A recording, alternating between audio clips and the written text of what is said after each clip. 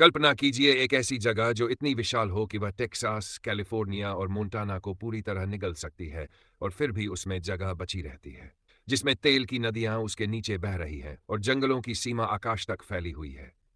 बल्कि उन्हें रहने के लिए पैसे भी देती है, अपनी संपत्ति से हर साल एक चेक बांटती है। ये कोई दूर देश नहीं है, यह है अलास्का। फिर भी अपनी विशालता और खजाने के बावजूद ये पृथ्वी के सबसे कम जनसंख्या वाले स्थानों में से एक है। 580,000 वर्ग मील से ज्यादा का क्षेत्रफल ये टेक्सास से भी 2 गुना बड़ा है। दरअसल अगर आप इसे संयुक्त राज्य के महाद्वीपीय हिस्से पर ओवरले करें तो ये कैलिफोर्निया के तट से लेकर फ्लोरिडा के किनारे तक फैला हुआ होगा। लेकिन ये सिर्फ एक मजेदार तथ्य नहीं है। इस पैमाने के कारण दूरियां असंभव रूप से बड़ी हो जाती हैं। एंकोरेज, फेयरबैंक्स और जूनो जैसे प्रमुख जनसंख्या केंद्र सैकड़ों मील दूर है, और ये दूरियां कोई फैलते हुए उपनगरों की नहीं बल्कि कच्ची अनछुई जंगलों की है। इस वजह से इस विशाल राज्य को जोड़ना एक अलास्का में सार्वजनिक सड़कों की मीलों की संख्या वर्मोंट राज्य से भी कम है, जो अलास्का से 7 गुना छोटा है। प्रसिद्ध अलास्का हाईवे एक जीवन रेखा है, लेकिन यह राज्य के केवल एक छोटे हिस्से को ही सेवा प्रदान करता है। अधिकांश समुदायों के लिए मुख्य मार्ग आकाश है, छोटे बशप्लेन परिवार की कारों के समान है, और जो पायलट इन खतरनाक पर्वतीय मार्गों और अप्रत्याशित मौसम को पार करने में सक्षम होते हैं, वे स्थानीय किंवदंतियां बन जाते हैं। चुनौती तो परिदृश्य में छिपी हुई है, एक ऐसा क्षेत्र जो चरम स्थितियों में स्थित है और जो मानव बस्तियों का विरोध करता है। अब देखिए, अलास्का का परिदृश्य भूविज्ञान का एक अद्भुत उदाहरण है, लेकिन यह कोई कोमल उदाहरण नहीं है। राज्य पर महाद्वीप के कुछ सबसे विशाल पर्वत श्रृंखलाएं हावी हैं। अलास्का रेंज, जो चट्टान और बर्फ का एक विशाल आर्क है, राज्य के अंदरूनी हिस्से से होकर गुजरता है, और इसके शिखर पर है डेनाली, जो उत्तर अमेरिका का सबसे ऊंचा पर्वत है। ये पर्वत श्रृंखलाएं सिर्फ दृश्यात्मक बैकड्रॉप नहीं है, ये विशाल मौसम मशीनें हैं और अप्राप्य बाधाएं भी है। ये ठंडी हवा को फंसाती है, नमी को रोकती है और तटीय क्षेत्रों और आंतरिक हिस्सों के बीच भूमि यात्रा को एक विशाल कार्य बना देती है। बेशक जब भूमि ऊंची चट्टानी चोटियों में नहीं बढ़ रही होती है तो यह अक्सर पूरी तरह से जमी हुई रहती है। परमाफ्रॉस्ट पर निर्माण करना बिल्कुल वैसा है जैसे बर्फ के एक टुकड़े पर घर बनाना जो लगातार धीरे धीरे पिघलने की कोशिश करता है। संरचनाओं को डूबने या झुकने से बचाने के लिए गहरे और विशेष प्रकार की नींव की आवश्यकता होती है, क्योंकि जमीन पिघलने और फिर से जमने के दौरान बदलती रहती है। सड़कें मुरझाती है और दरारें पड़ती है, जो सचमुच बसाने के लिए तैयार नहीं होती। और यदि जमीन आपके पैरों के नीचे शत्रुतापूर्ण है तो आकाश ऊपर से और भी अधिक क्रूर हो सकता है। अलास्का की जलवायु चरम स्थितियों की एक कहानी है जिसे दो शक्तिशाली तत्व परिभाषित करते हैं: ठंड और अंधेरा। सर्दियां लंबी, क्रूर और अत्यधिक अंधेरी होती है। फेयरबैंक्स, जो राज्य के आंतरिक हिस्से में स्थित है, वहां सर्दियों में तापमान नियमित रूप से 34 डिग्री तक गिर जाता है और कभी-कभी इससे भी नीचे चला जाता है। और ये कोई अस्थायी ठंडी लहर नहीं है, ये महीनों तक चलने वाली, लेकिन शायद ठंड से भी अधिक चुनौतीपूर्ण है अंधेरा। अपनी उच्च अक्षांश के कारण उत्तरी अलास्का में पोलर नाइट का अनुभव होता है। यूटकियाविक, जो संयुक्त राज्य अमेरिका का सबसे उत्तरतम शहर है, वहां नवंबर में सूरज डूबता है और फिर 60 दिनों से अधिक समय तक नहीं उगता, जिससे मौसमी प्रभावी विकार और गहरे एकांत का अनुभव हो सकता है।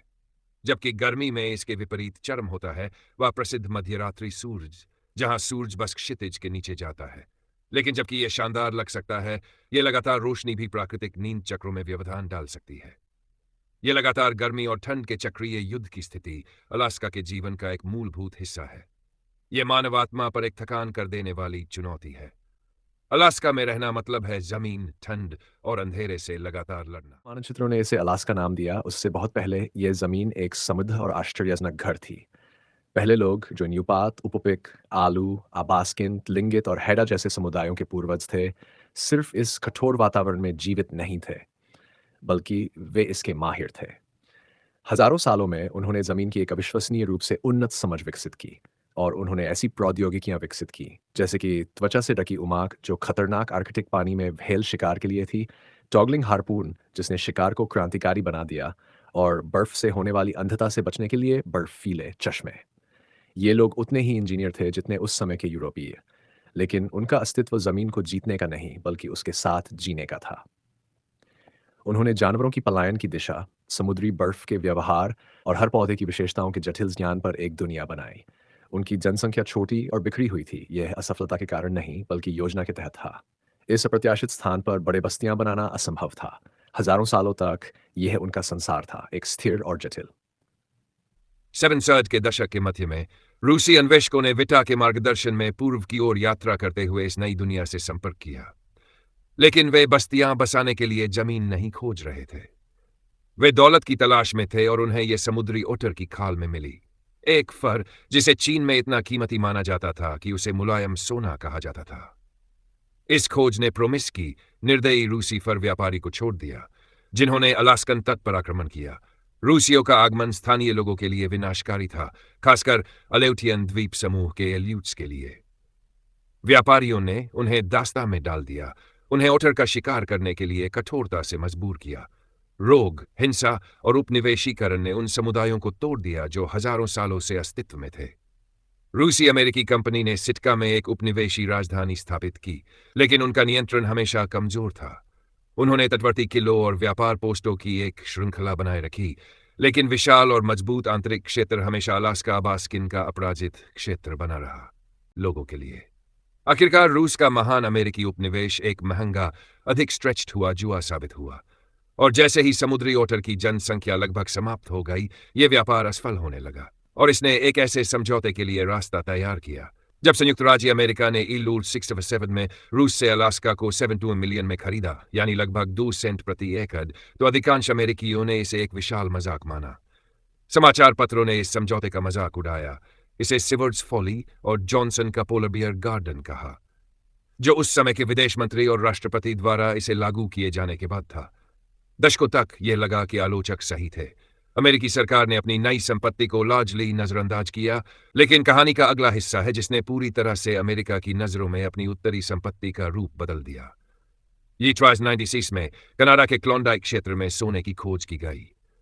अब अलास्का एक बर्फीली बंजर भूमि नहीं रह गई थी, यह समृद्धि का द्वार बन गया था। 7 से ज्यादा खगोलज्ञों का एक विशाल और अव्यवस्थित प्रवाह इस क्षेत्र में बह गया, जिससे स्कैगवे जैसे नींद से भरे तटीय शहर रातों रात कानून विहीन बूम टाउन में बदल गए। क्लोंडाइक गोल्ड रश ने अलास्का को अमेरिकी चेतना में एक साहसिक भूमि, जोखिम और विशाल संभावित समृद्धि के रूप में जलाया। सोने ने लोगों, निवेश और ध्यान आकर्षित किया, लेकिन एक रश स्वभाव से अस्थायी होता है। सोने और बाद में तांबे के उतार चढ़ाव ने अलास्का की प्रारंभिक अमेरिकी पहचान को परिभाषित किया। इसने एक आओ, अमीर बनो और बाहर निकलो मानसिकता को जन्म दिया, जो आज तक बनी हुई है। लेकिन वह कोई कीमती धातु नहीं थी, जिसने अंततः आधुनिक अलास्का की पहचान बनाई और उसकी अनूठी आर्थिक विरोधाभास को जन्म दिया। वह एक और प्रकार का दफन खजाना था, एक काला सोना जिसने सब कुछ बदल दिया, वास्तविकता का निर्माण किया, जहां राज्य सचमुच आपको वहां रहने के लिए पैसे देता है, जहां लगभग कोई नहीं रहना चाहता। हमने देखा कि कैसे अलास्का की भौतिक भूगोल तत्वों के खिलाफ निरंतर संघर्ष पैदा करता है और कैसे इसका इतिहास एक बूम और बस्ट पहचान को आकार देता है। यह एक दिलचस्प विरोधाभास में पाया जाता है, जहां अलास्का सबसे बड़ा खजाना भी उसका सबसे बड़ा जाल है। 1968 में पर्ड्यू बे में एक विशाल तेल क्षेत्र की खोज ने अलास्का को हमेशा के लिए बदल दिया। यह पिछले समय की तात्कालिक सोने की खोजों की तरह नहीं था, यह संपत्ति का एक निरंतर प्रवाह था। इसे परिवहन करने के लिए अमेरिका ने ट्रांस अलास्का पाइपलाइन बनाई, एक 800 मील लंबी स्टील की धमनी जो बर्फीली टुंड्रा के पार, 3 पर्वत श्रृंखलाओं के ऊपर और सैकड़ों नदियों के पार फैली हुई थी। यह मानव इच्छा का विजय थी, जो राज्य की अद्भुत भूगोल पर समृद्धि के लिए थी। लेकिन इस नई संपत्ति के साथ अलास्का के नेताओं ने एक अद्भुत कदम उठाया। उन्होंने अलास्का परमानेंट फंड की स्थापना की, जो तेल राजस्व का एक हिस्सा भविष्य पीढ़ियों के लिए बचाकर रखता है। यही फंड प्रसिद्ध परमानेंट फंड डिविडेंड उत्पन्न करता है, जो राज्य के लगभग हर पुरुष, महिला और बच्चे को सालाना चेक भेजता है। यह तेल के पैसों की इस फायर होस की तरह से एक ही अस्थिर उद्योग पर निर्भर थी। इसने अन्य क्षेत्रों के विकास को बढ़ावा नहीं दिया। मजबूत तकनीकी क्षेत्र, विविध निर्माण आधार या एक विस्तृत कृषि प्रणाली बनाने की कोई आवश्यकता नहीं थी। दशकों तक तेल ने सब कुछ के लिए भुगतान किया। नतीजतन अलास्का का नौकरी बाजार बेहद संकुचित हो गया, जो मुख्य रूप से तेल और गैस, सरकार और उन सेवा उद्योगों में केंद्रित था जो इन्हें समर्थन देते। औसत व्यक्ति के लिए जो यहां रहने के लिए विचार कर रहा है, स्थायी निधि लाभ का आकर्षण जल्द ही कठोर आर्थिक वास्तविकता की दीवार से टकरा जाता है। पहला झटका है जीवन यापन की अत्यधिक लागत। चूंकि अलास्का इतना विशाल है और प्रमुख आपूर्ति मार्गों से इतना अलग है, इसके आकार और भूगोल के कारण लगभग हर वस्तु को शिप या उड़ाकर लाना पड़ता है।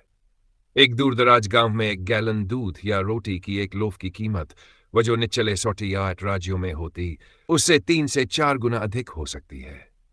वार्षिक लाभ, जो कहीं और एक विंडफॉल जैसा लग सकता है, अक्सर एक परिवार को बुनियादी वस्तुओं की महंगी कीमत के खिलाफ ब्रेक इवन करने में मदद करता है। खरीदारी बिल से परे सीमित बुनियादी ढांचा अन्य चुनौतियां उत्पन्न करता है। विशेषीकृत स्वास्थ्य देखभाल तक पहुंच अक्सर फेयरबैंक्स, एंकोरेज या यहां तक कि सिएटल की उड़ान की आवश्यकता होती है। नौकरी बाजार, जो तेल की ओर इतना झुका हुआ है, अन्य पेशों में लोगों के लिए अवसरों की कमी प्रदान करता है। इस आर्थिक विविधता की कमी का आधुनिक गूंज पुरानी आओ, अमीर बनो और बाहर निकलो मानसिकता है।